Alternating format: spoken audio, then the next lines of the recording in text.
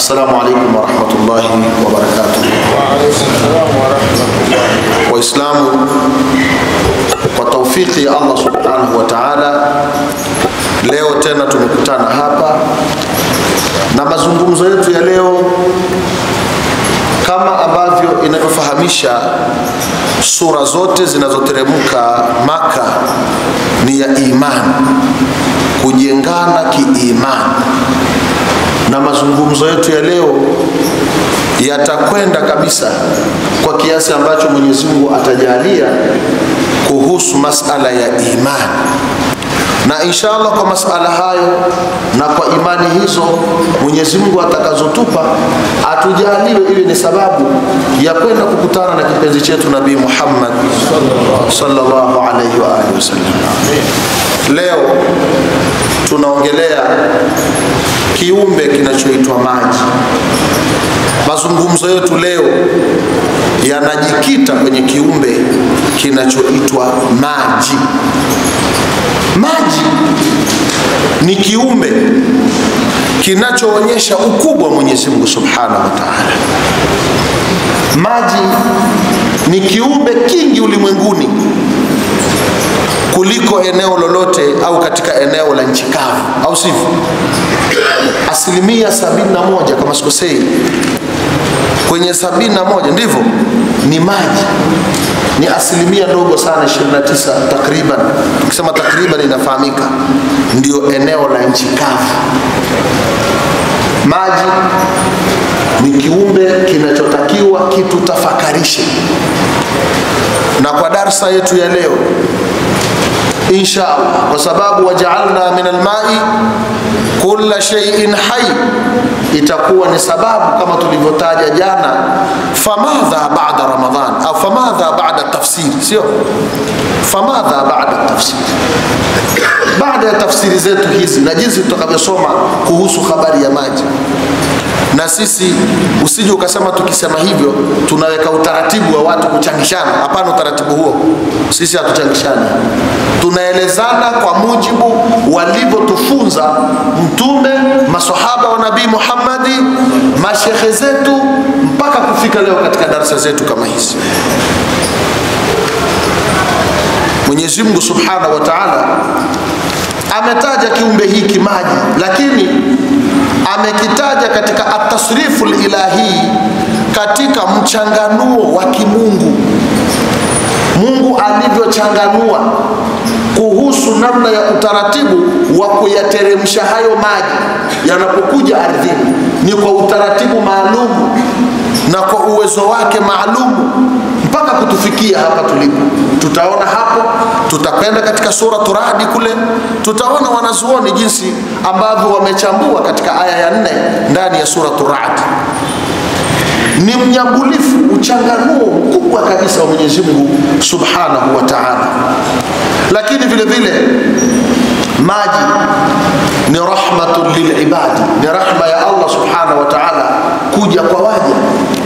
Lakini maji hayo Mwenyezi Mungu Subhanahu wa Ta'ala ameyatumia katika kuangamiza nyumba zingine zilizopita. Kwa mfano umma wa Nabii Nuh alayhi salatu wasalam umeangamizwa kwa maji. Na hata nyumba zetu hizi au watu wetu wa sasa hivi hapa, watu wengi wanaathirika kwa nini? Kwa maji. Na ni katika viumbe vyenye nguvu. Maji yana nguvu sana. Kati ya maji na upepo ni kitu gani kina nguvu zaidi?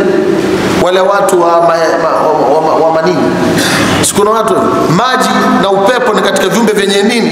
Vyenye nguvu sana, kati ya maji na upepo. Kwa hiyo Allah Subhanahu wa Ta'ala anatueleza hivyo, wala qad sarrafna, na hakika tumeyachanganua,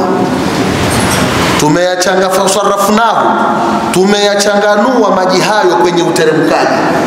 Baadhi wamefasiri hivi, wala qad sarrafnahu, na bila shaka maji hayo tumeyagawa kwenye kuyashusha. Wengine wamefasiri hivi, baadhi wamefasiri hivi, hakika maji hayo tumeyagawa katika namna ya utaratibu wa kuteremka.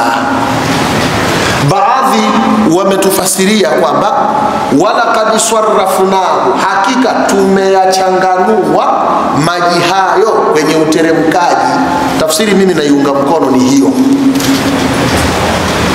Maji haya yamechanganuliwa kwa kiwango kikubwa sana. Kwanza, yatateremka kwa kiwango maalumu anachokijua Mungu kutokana na watu wa eneo hilo.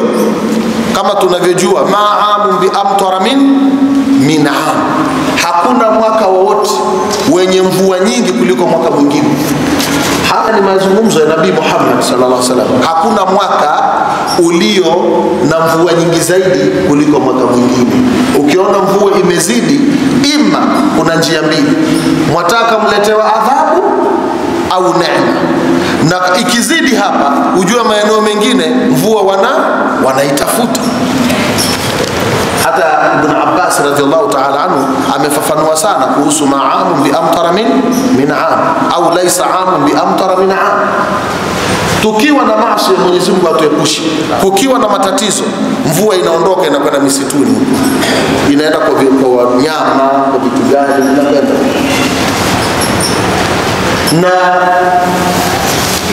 mvua hii Mwenyezi Mungu Subhanahu wa Ta'ala anatueleza kwamba tumeigawa na haiwezi kudumu katika eneo moja. Hii ni tafsiri mojawapo.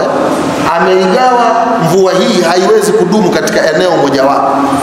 Hivyo utakuta inaangamiza na inaweza ikaleta matatizo katika maeneo, na hii ndio tafsiri ya Qatada kwamba mvua hii tumeichanganua katika utaratibu wa kuishusha.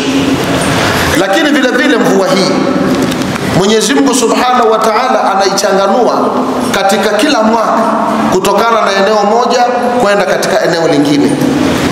Lakini vile vile inapoteremka ile mvua na ikatufikia sisi, ni kila kiumbe kitanufaika kutokana na ile mvua iliyokuja kwa mujibu Mungu alivyoichanganua. Maji yale mmea utakavyonufaika sio sawa na mimi na wewe. Mbwa itakavyonufaika sio sawa na fisi, sio sawa na simba. Hivyo ndivyo ilivyo. Mpaka sisimizi zinafurahia kutokana na kuteremka kwa nini? Maji.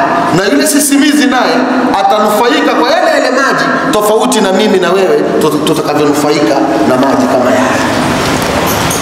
Huu ndio uumbaji wa Mwenyezi Mungu Subhanahu wa Ta'ala. Na Mwenyezi Mungu Subhanahu wa Ta'ala atuambia, waja'alna minal ma'i kulla shay hayy. Tumeyaweka haya maji haya, kulla shay, tumeyaweka maji haya katika kila kitu kuwa ndio uhai wake. Uhai wetu sisi watokana na nini? Watokana na maji. Na hata nilikuwa na tizama, bado tuna deni moja hatujalimaliza. Tulitaja kwamba swala ina manufaa katika afya ya mwili wa mwanadamu. Tunakumbuka hiki kipengele hiki, nalikumbuka ile deni hili litalipwa deni hili. Lakini kwenye maji tunashauriwa sana kutumia, kwa mfano kama sasa hivi kipindi cha jua lipo equator. Sasa hivi jua lipo katika hamad, lipo katikati, ni vipindi vya joto. Tunashauriwa sana katika vipindi kama hivi kunywa zaidi maji. Na maji tunashauriwa tuyanywe sana katika wakati wenzini, nyakati zile za daku. Kwa mfano kipindi kile cha daku, kunywa maji ya kutosha, ili kwa ajili ya kuja kukabiliana na saumu katika kipindi kama hivi. Maji ukiyanywa katika mwili yana faida nyingi. Moja katika faida yake kubwa ya maji ni kuleta virutubisho maalumu katika mwili, lakini na kusaidia kuondoa taka zilizo katika mwili. Maji yanaondoa taka katika mwili. Kwa mfano ukiyanywa maji, kuna wakati utakwenda zaidi katika haja ndogo. Unavyokwenda katika haja ndogo ni ule msafisho wa mwili na mzunguko wa damu ulio katika mwili.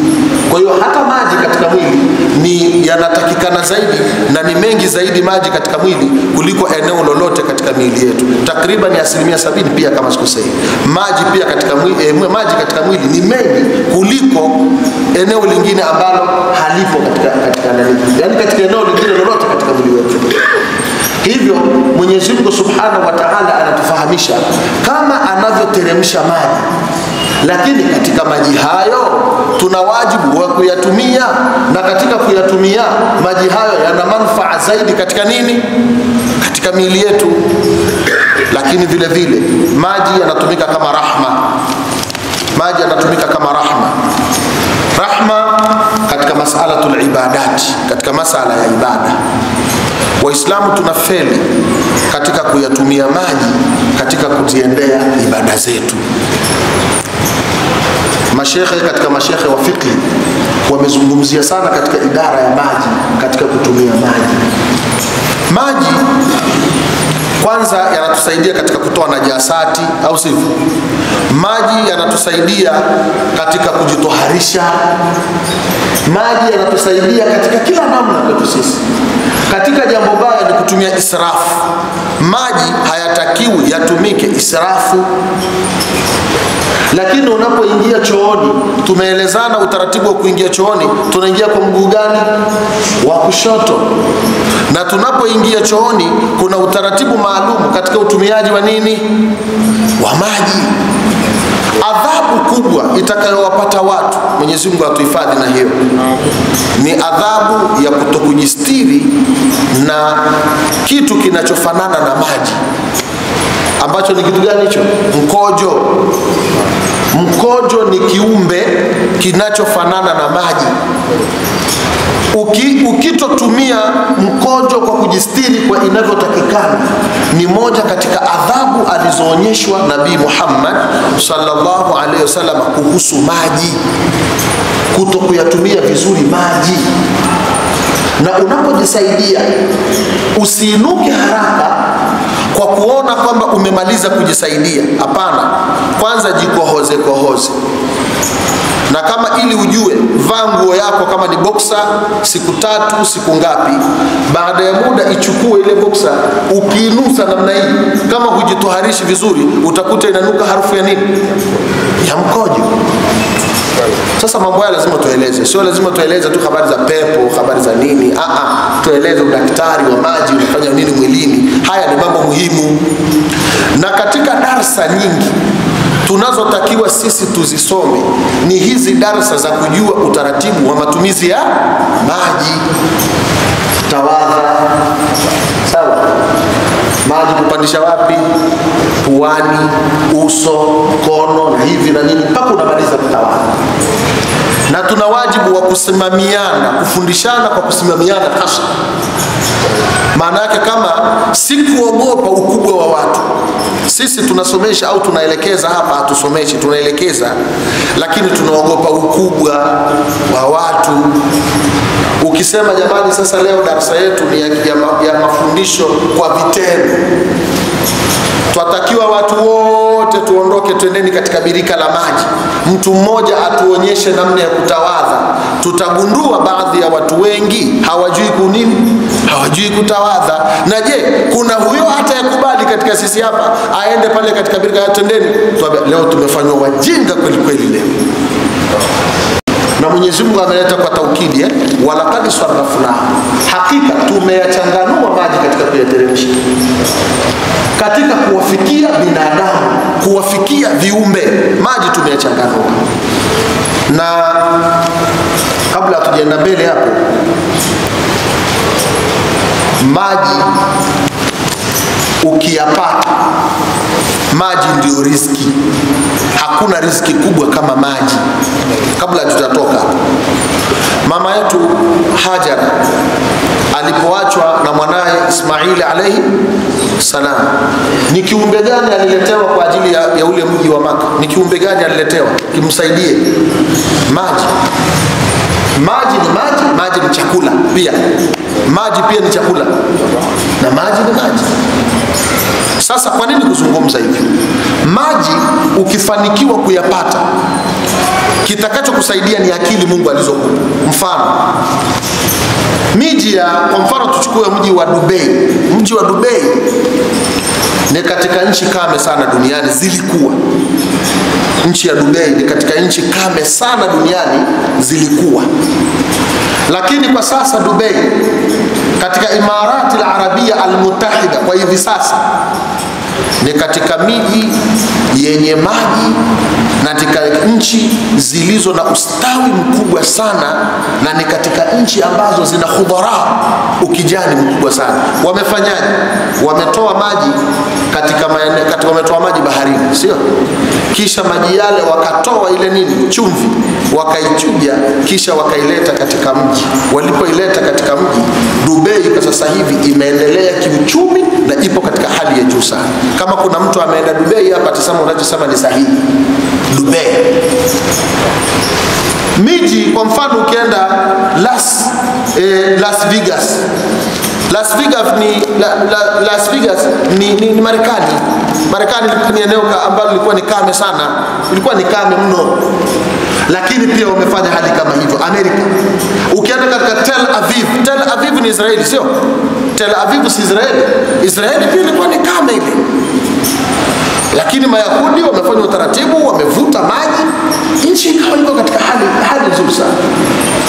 Ukipata pesa ukachimba visima, ukapata ekari kwa mfano 10, ukapata kuchimba kisima kimoja tu ndani ya ekari 10, unaweza ukaajiri vijana si chini ya 100 watakao kusaidia katika kilimo cha matikiti, kilimo cha mboga mboga na vitu vingine, kwa kiasi tu cha kuyapata maji yenye kutosheleza katika eneo lile, na utakuwa na utajiri wa hali ya juu sana. Pata eka 10 tu na ukapata kisima cha maji. Ndio kazi tulioifanya. Mimi nimeifanya kazi hiyo. Tuseme alhamdulillah. Tumepata ekari 10. Baada ya kupata ekari 10, sasa kinachofuatia ni uchimbaji wa kisima. Kikichimbwa kisima cha maji pale katika ekari 10, tuna uwezo wa kuajiri vijana au kuendesha taasisi, na ikawa taasisi imeimarika kwa hali ya juu sana. Mtu akapata mwingine ekari 10 akafanya hivyo, akapata mwingine ekari 5 akafanya hivyo, akachimba maji. Je, riziki sio riziki? Riziki. Kwa hiyo sasa hivi vijana wengi, kwa mfano sasa hivi kuna masala ya ajira zinasumbua. Watu wasema ajira zinasumbua, lakini kiukweli watu wanaweza kujiajiri kupitia maji. Unaweza ukajiajiri kupitia maji, ukatafuta eneo kikachimbwa kisima na ukawa unafanya biashara katika kisima kile. Unaweza ukafanya biashara kama ni eneo zuri la barabara, unaweza ukafanya biashara ya kuosha magari, unaweza ukafanya biashara ya kilimo, au sivyo? Unaweza ukafanya biashara ya ujenzi, unaweza ukafanya biashara ya kuyauza yale maji. Ni riziki ya hali ya juu sana. Wala kad sarrafnahu, au sivyo? Yale maji tumeyateremsha kwa awamu, au tumeyachanganua katika kuyateremsha. Uchanganufu wake katika ile hali iliyopo, nenda katika suratu Ra'd. Mwenyezi Mungu katika maelezo yake mazuri sana ameyaeleza kwamba wa fil ardi qit'un, au sivyo? Hii ardhi ina vipande. Ardhi hii ina vipande ambavyo suratu Ra'd aya ya 4, wa fil ardi qit'un mutajawirat. Ardhi hii ina vipande vilivyokaribiana lakini havilingani sawa. Hii ardhi, kwa mfano unaweza ukaja hapa, kipande cha hapa ni tofauti na pale, ni tofauti na pale, ni tofauti na pale. Katika vipande vile maji yanayoteremka si yale, lakini maji yale yakiingia katika vile vipande vya ardhi, kila kipande kina mahitaji yake na zao lake katika vipande vile. Maji yale wala kad sarrafnahu, tumesha yaleta kwa utaratibu maalumu, yakiingia katika vile vipande vya ardhi. Mwenyezi Mungu Subhanahu wa Ta'ala anasema katika vipande hivyo vinakuwa mutajawirati. Alafu mvua ikisha teremka ikaja katika vipande vile, kunapatikana wajannatun, kunapatikana nini? Mabustani. Wajannatu, kupatikana mabustani. Sasa hivi hapa ni kilimo cha uchumi, tupo kwenye uchumi, kilimo cha uchumi, tupo kwenye uchumi. Waislamu tunataka uchumi, tupo katika uchumi. Tupo katika, sema kilimo kwanza Sheikh. Tupo kwenye uchumi. Tunaweza tukaupata uchumi kupitia maji. Na ndio maana Mungu aliposema wala kad sarrafnahu, kwamba yale maji ameyaleta, lakini kwa mpangilio maalumu, kwa mchanganuo maalumu kwenda katika ardhi. Mungu ameiweka ardhi hiyo katika vipande maalumu na mahitaji maalumu kulingana na sisi binadamu alivyotuumba katika ardhi hii. Kuna ardhi nyingine ni min a'nab, kutokana na zabibu. Ni Dodoma hiyo. Dodoma ni zabibu, min a'nabi, zabibu. Au unasemaje?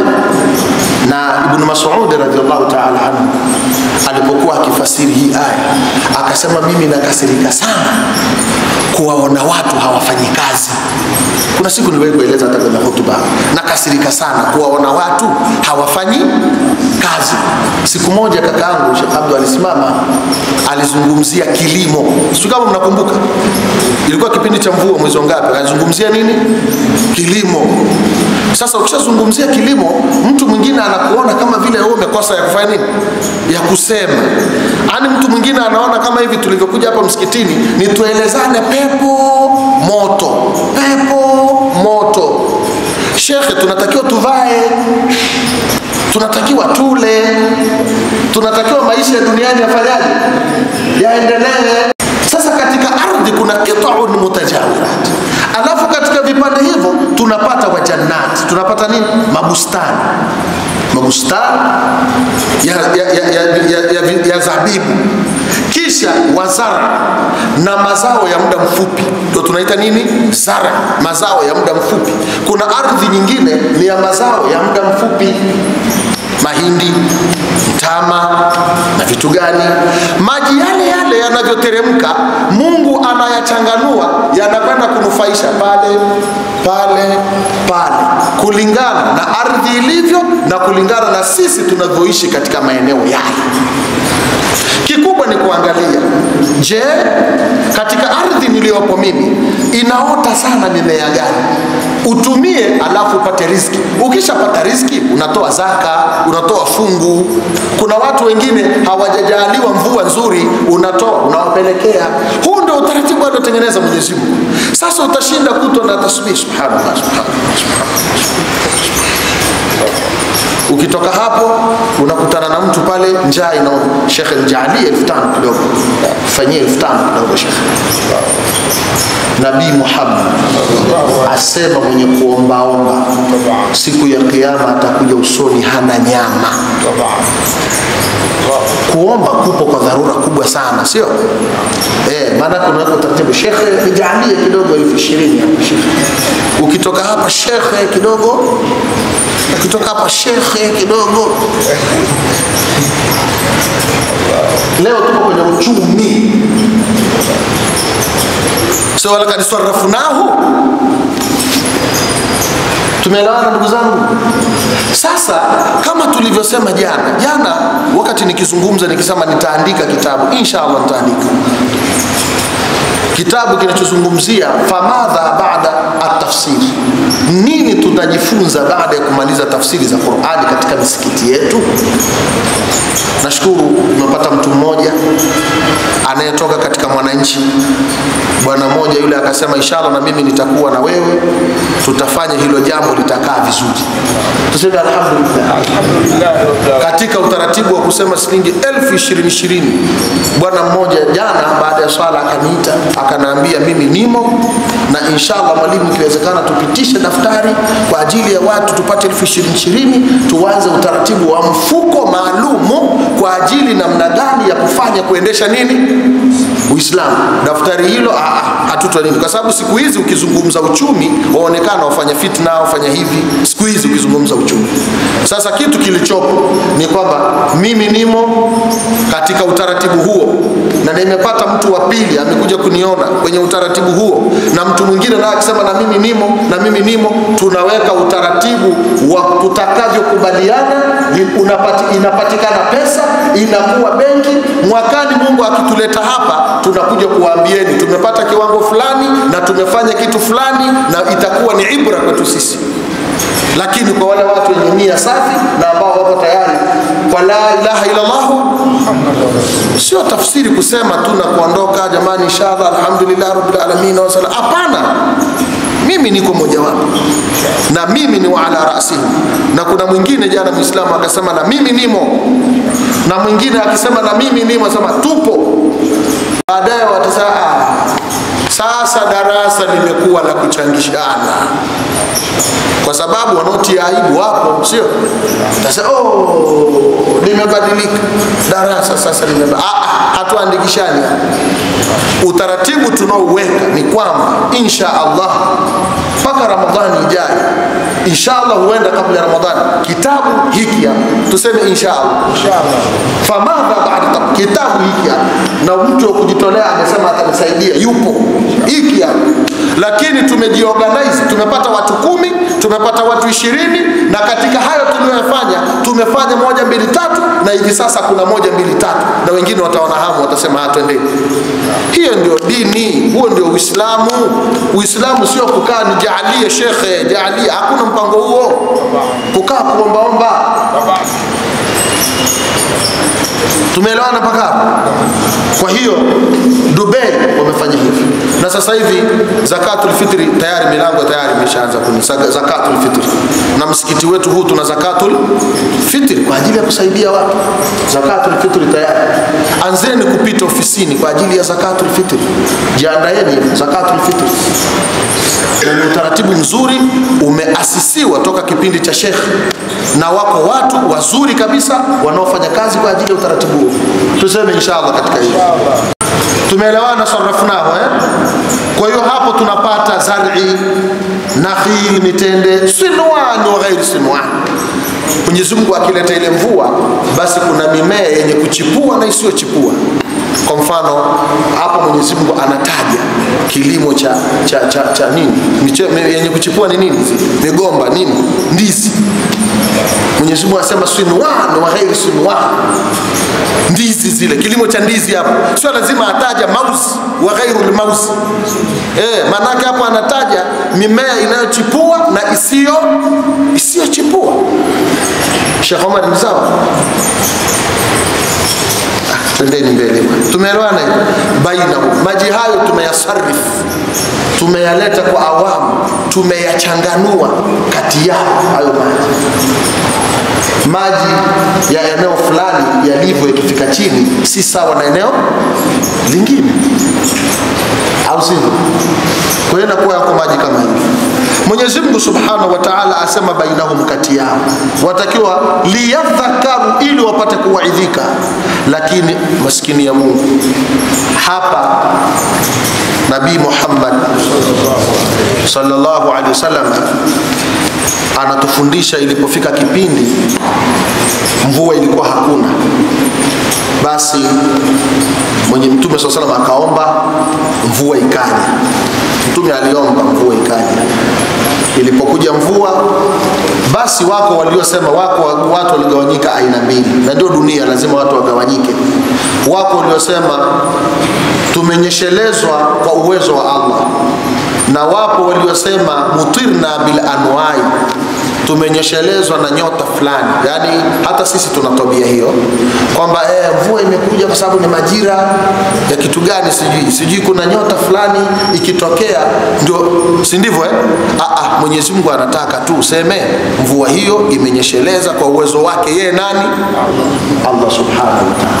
Sasa Mwenyezi Mungu ndo akasema faaba aktharun nasi illa kufura, wakakataa watu wengi illa kufura, isipokuwa wakazidisha kufri yao, wakazidisha kukanusha kwao, wakaanza kusema na hivi maneno mengi yakani.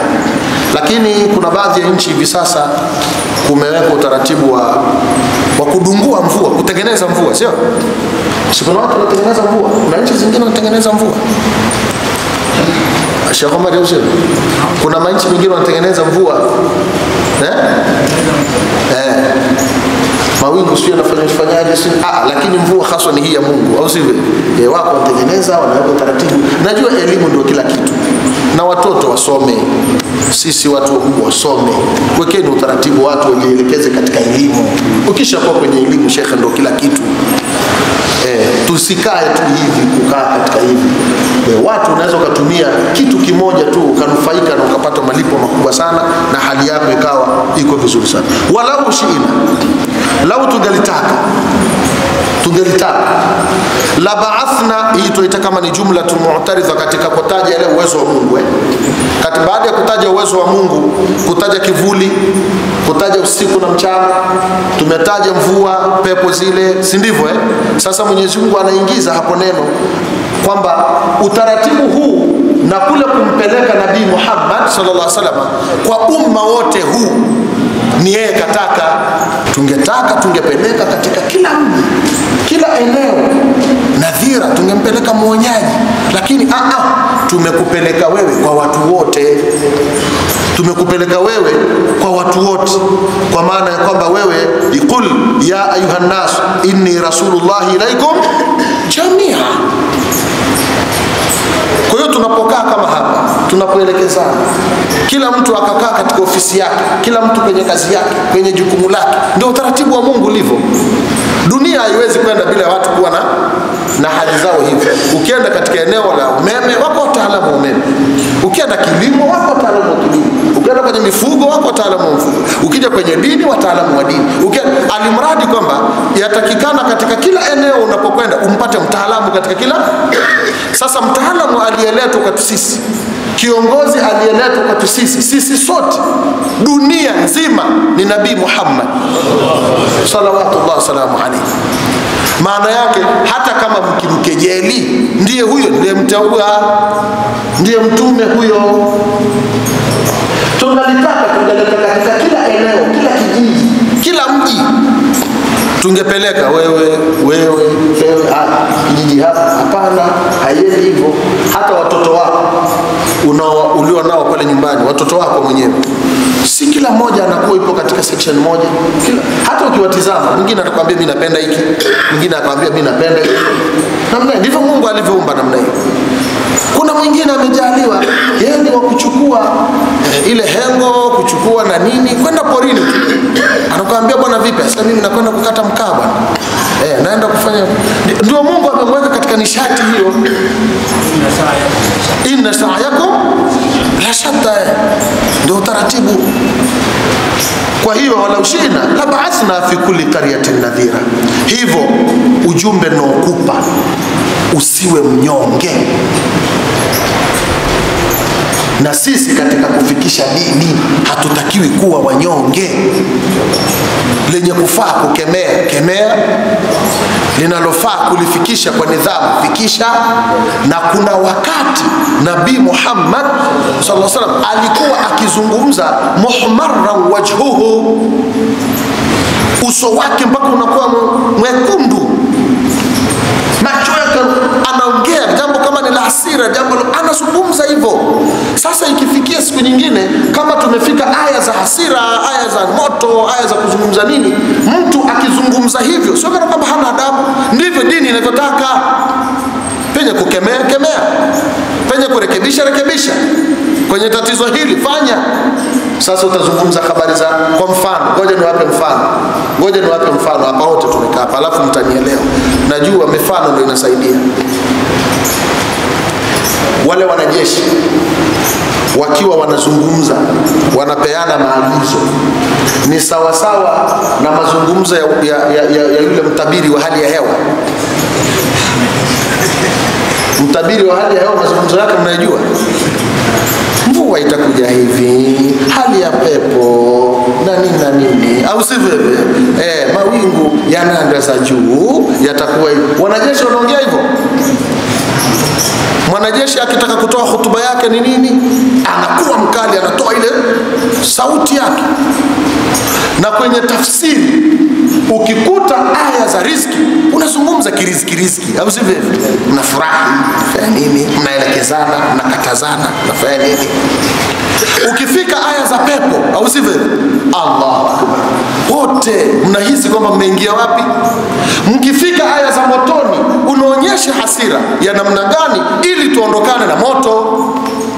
Ndio Mwenyezi Mungu anamwambia Nabii Muhammad katika utaratibu huo, fala tut'il kafirina wajahiduhum bihi jihadan kabira. Unaona hivi? Fala tut'il kafir, usiwatii makafiri. Makafiri watakachosema sema hapana. Jambo likija basi mnabaa utaratibu hapana, hauko hivi. watu hivi. Na unapotoa fatwa usiangalie unayempa fatwa ni nani, angalia fatwa inasemaje. Kwa sababu anaweza akaja tajiri au mtu ana wadhifa mkubwa, anakuuliza shekhe vipi, mimi kuna 1, 2, 3 na nini. Mfano, yuko mfalme mmoja alimuingilia mke wake mchana wa Ramadhani. Alimuingilia mke wake mchana wa Ramadhani mfalme yule akaenda kwa shekhe, akamwambia shekhe, nimefanya hivi na hivi mchana wa Ramadhani, unanishauri vipi?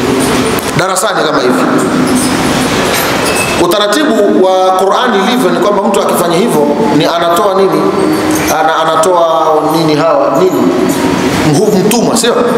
Tumwa akikosa alafu anafunga, sio? 60 alafu nini? Sasa kuna kule kufunga, sio?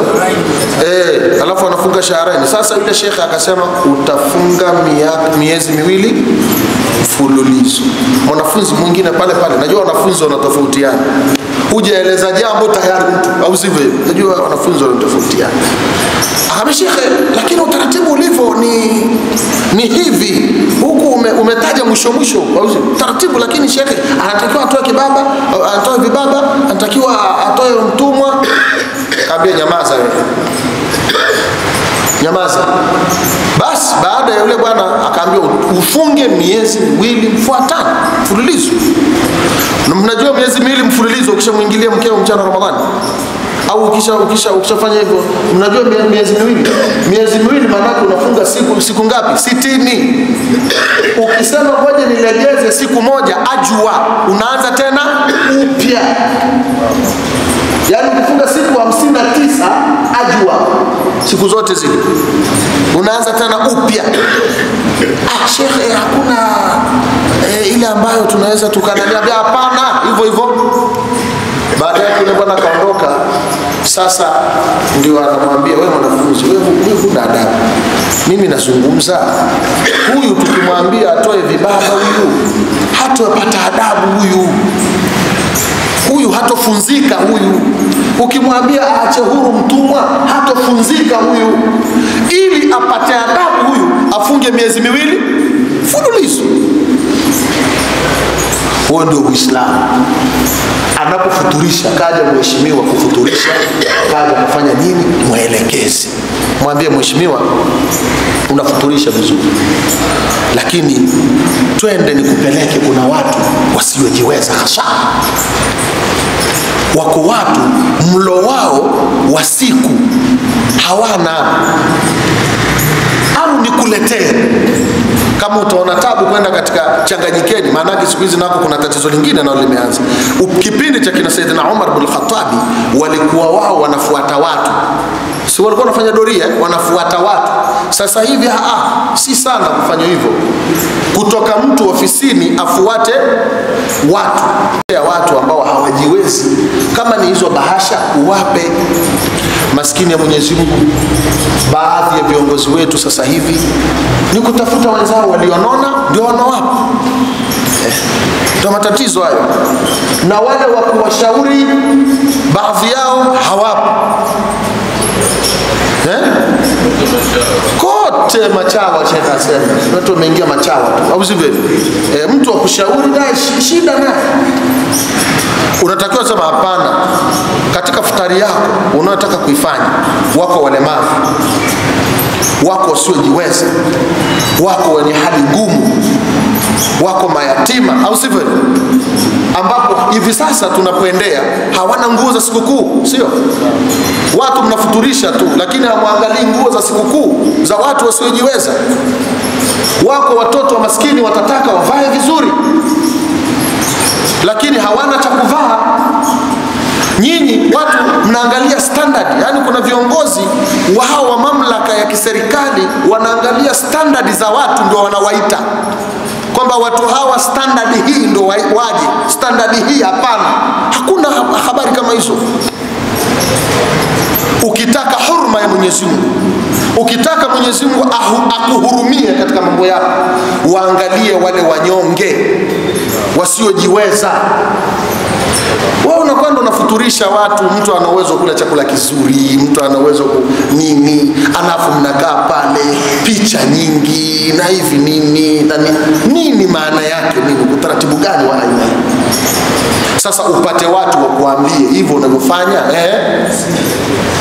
sivyo, na huu ndio utaratibu aliofundishwa na kuelekezwa Nabii Muhammadi.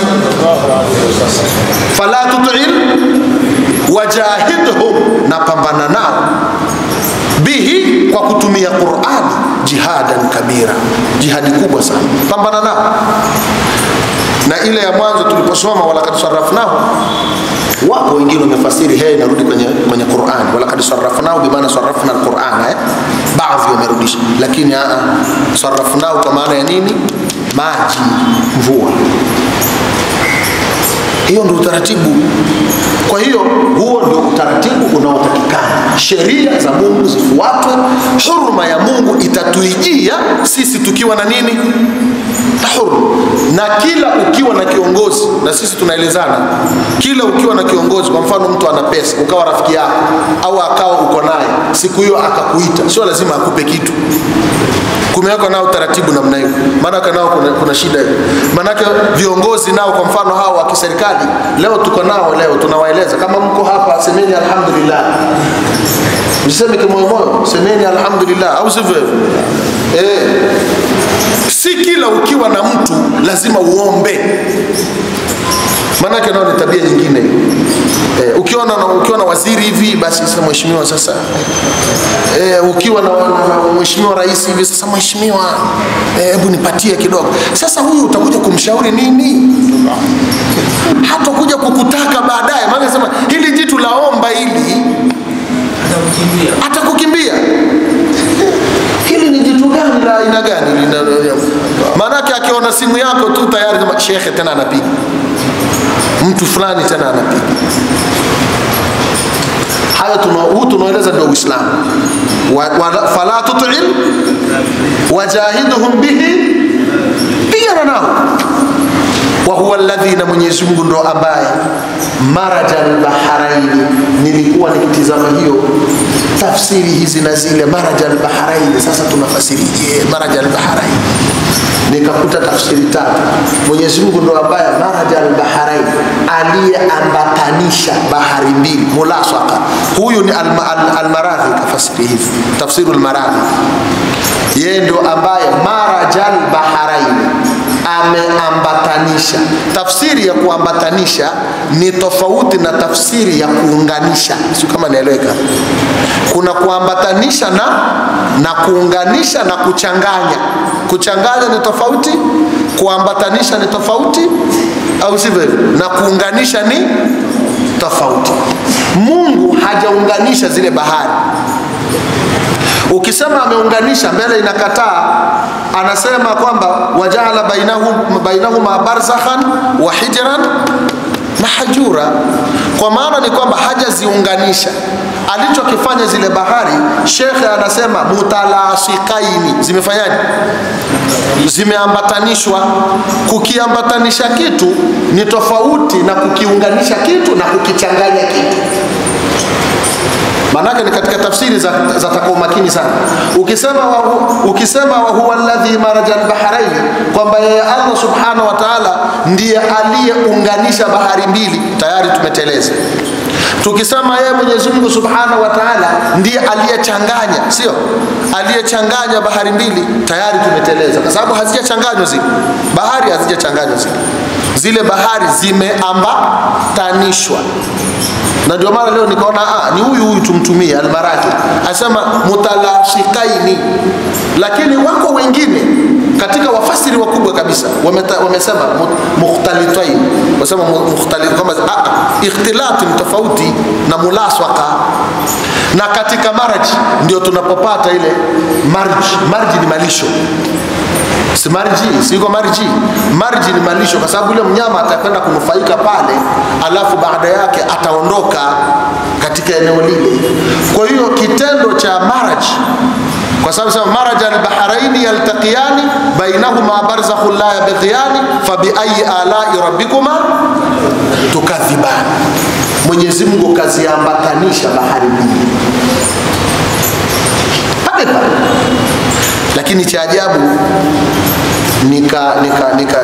nikajaribu kufuatilia, maji yale hayaungani yanapokuwa pale, lakini ukiyachota yale, ukachota huko katika yale maji matamu, ukachota na yale maji chumvi, ukayaweka katika chupa, yatakaa, hayawezi kukataana. Ukiyaweka kwenye chupa au kwenye glasi au kwenye jagi, yale maji yale kule ambaye hayaambatani, ukiyachanganya ukayaweka kwenye chombo, kwenye jagi, kwenye dumu, kwenye chochote, yatakaa.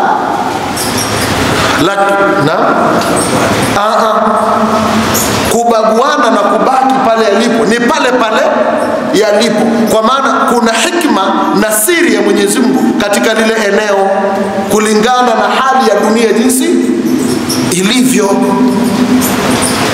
Nenda kama unabijali, si bahari iko hapa, ni wapi jamani? Ile bahari iko hapa, Shamu ni wapi?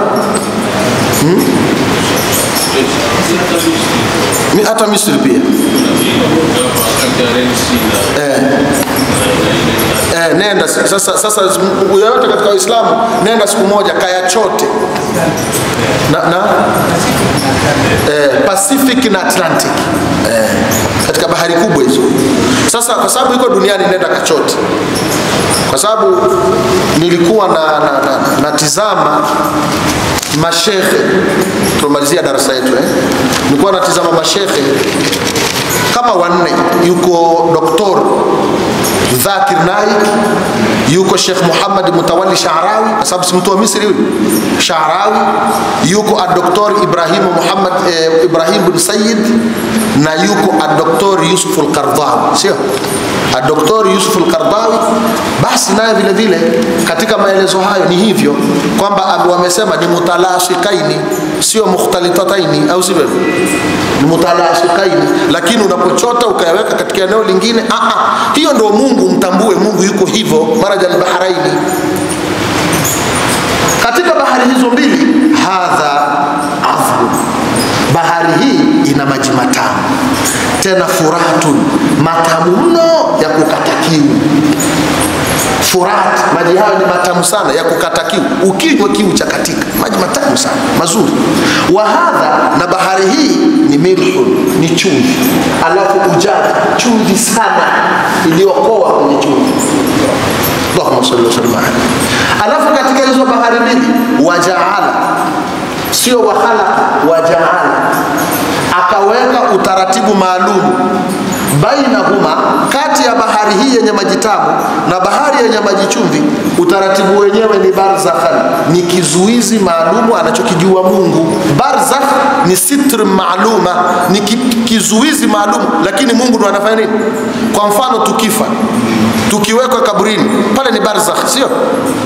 Ni kizuizi maalumu cha pale na ulimwengu na huku duniani. Kizuizi hicho anachokijua ni nani? Ni Mwenyezi Mungu. Sasa pale ni kizuizi anachokijua mwenyewe kwa utaratibu wake. Wama utitu minal ilmi, haji daktari hapa akwambia kizuizi hiki ni hiki na hiki na hiki, hafiki huko.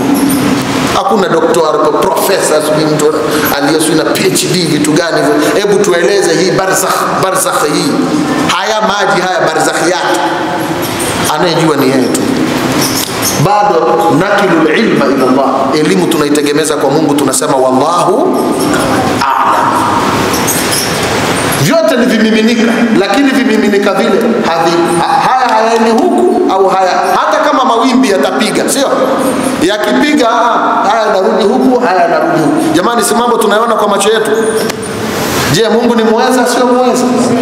Kama Mungu anaweza akafanya hivi, kwa nini wewe katika Ramadhani hii usikae usiku ukamwelekea Mwenyezi Mungu Subhanahu wa Ta'ala, ukamwambia Mwenyezi Mungu, ambaye umefanya moja kadha, umefanya hili, umeleta usiku, umeleta mchana, umeleta mvua, umechanganya, umeambatanisha bahari bila kukutana. Ya Rabbi, na mimi kwa matatizo yangu, shida yangu ndio nayo, na mimi nisaidie ya Rabbi, 1 2 3 4. Wallahi mpaka unakuja kumalizia Ramadhani Ramadhani, Mwenyezi Mungu anakubali dua yako, unakuwa upo katika mazingira ya sawa sawa.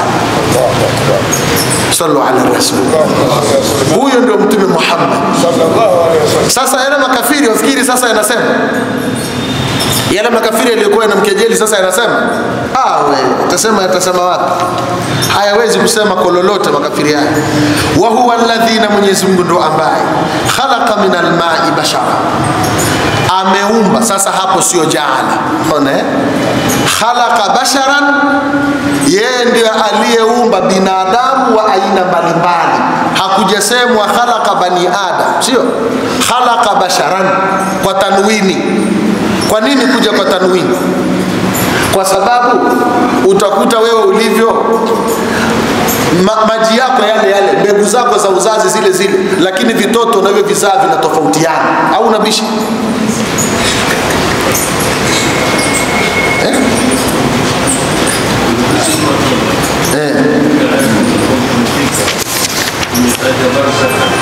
Wa hijra mahjura, na kizuizi madhubuti.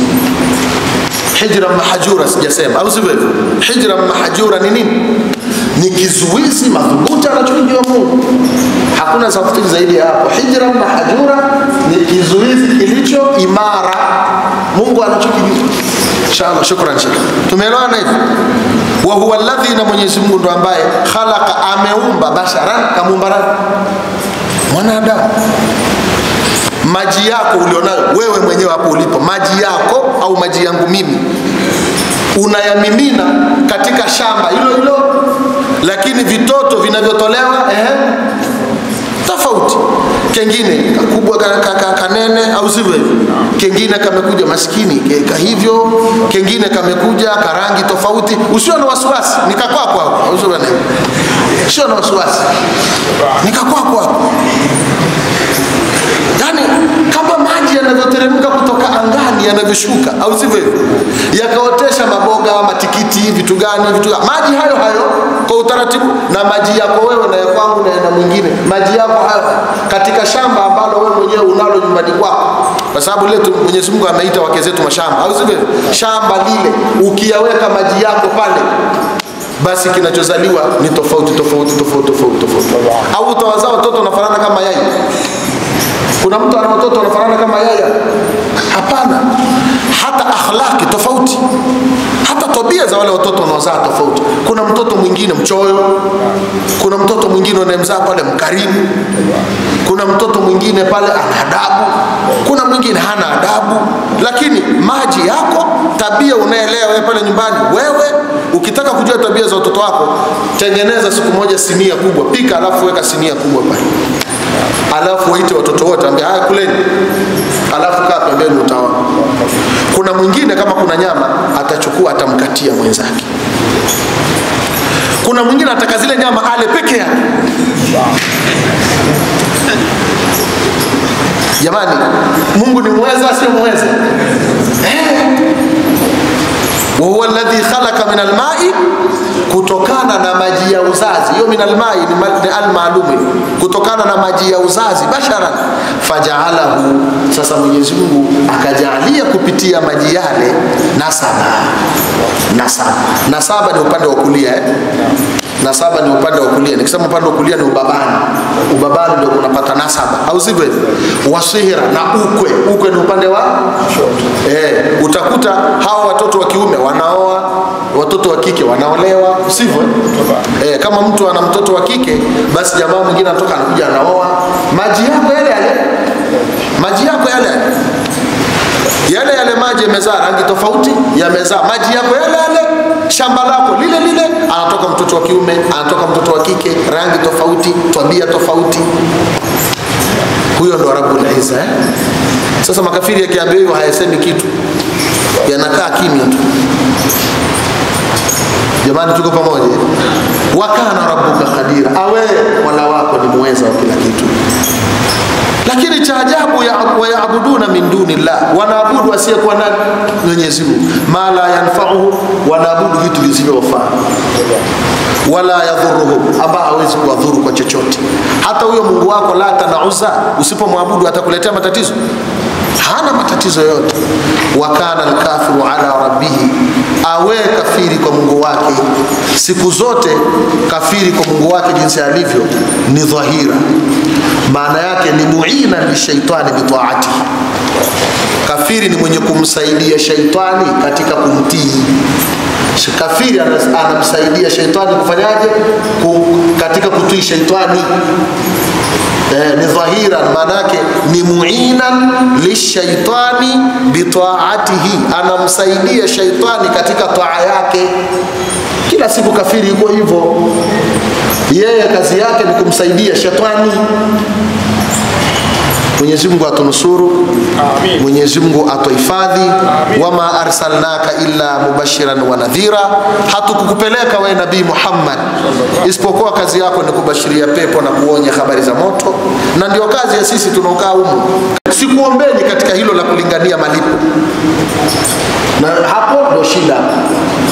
Kwa mfano tukisema jamani, hapa ikiwa kwa darasa ya siku moja muwe mnalipa 500,000, kuna mtu atabaki hapa katika sisi tulio hapa?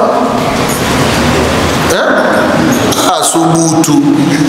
Kwani umeona kwamba ndo shamba sasa nini? Au sivyo? Lakini Nabii Muhammad jamani, mimi nakufikishieni, ma as'alukum alayhi min ajr illa man shaa. Unaona, isipokuwa atakayetaka kuleta noti lete, anayetaka lete, illa man shaa. Au mnasemaje? Mbona mnainama? Mnasemaje wazee? Illa man shaa, halazimishi mtu. Anayetaka ayatakhidha ila rabbihi, kujifanyia kwa Mola wake sabila, njia ya taa, ya kujikurubisha katika kutoa kwenye khairi. Anayetaka, na inshallah Mwenyezi Mungu atujalie tuwe katika watu wa kutoa katika njia za khairi. Na vile vile lililopo ni lipi? Watawakkal ala alhayy alladhi la, tegemea kwa aliye hai ambaye hafi. Jamani, tumtegemeeni Mungu wetu inshallah. Ala alhayy alladhi la yamutu wasabbih bihamdi, musabbih kwa kumhimidi jina lake, wakafa bihi, yatosha kwake, bidhunubi ibadi, kwa madhambi ya waja wake wote. Mungu khabira, anafanya nini? Anajua. Inshallah Mwenyezi Mungu atujalie kheri, ili sasa kesho tufanye utaratibu sasa wa kuangalia alladhi khalaqa samawati wal arda wama bainahuma fi sittati. Kesho tupo katika geography. Kesho tupo katika geography. Si unaiona hiyo geography Tupo katika geography ya mbingu, ardhi, alafu tutakuja katika masala ya buruji sasa jinsi zilivyo 12, alafu tutaona majira ya mwaka yako manne. Majira ya mwaka yako manne. Tutaangalia majira na tutajifunza katika hilo inshallah. Mwenyezi Mungu atujalie kheri. Na mwisho tunarudia tena, wale ambao wako tayari kusema inshallah tunataka tutajiunga katika utaratibu wa kupeleka mbele Uislamu, basi inshallah watatuona, tutawaandika. Hata kama ni watu 5, watu 10, hao wanafanya nini? Watatosha.